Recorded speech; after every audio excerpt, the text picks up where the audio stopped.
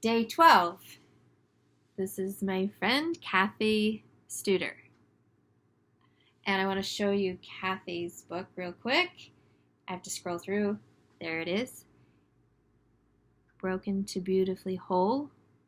And if you can see that technique, it's a Japanese technique. I can't remember the name of it, but basically where you take something that's broken and then you fill it with gold and it becomes stronger, and it's the healing process, which is all of her amazing story. So Cathy and I, we met, of course, at the Igniting Souls conference, and through the conversation that we had, felt a need to connect, to share what we call the stage together. We started coming up with these concepts that maybe in the springtime and then maybe in the fall time we could meet and do our own little live event.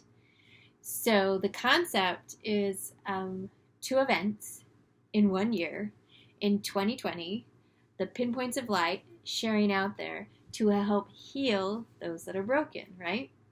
There's a lot of concepts to go through with this, but Cathy, she has such a beautiful story about healing through sexual abuse and what happened to her, and my story about the domestic violence abuse and what happened there, and pulling everything together to know how we really can support each other, and not just talking about the events of what the acts were.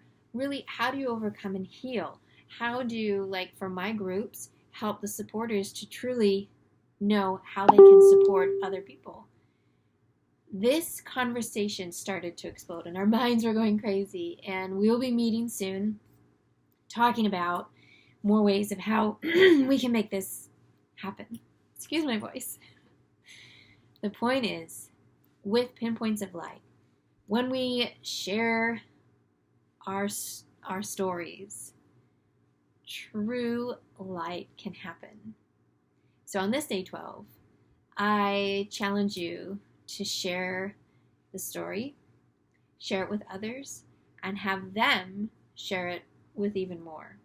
The more we can do that, the impact and influence can be into creating the movie.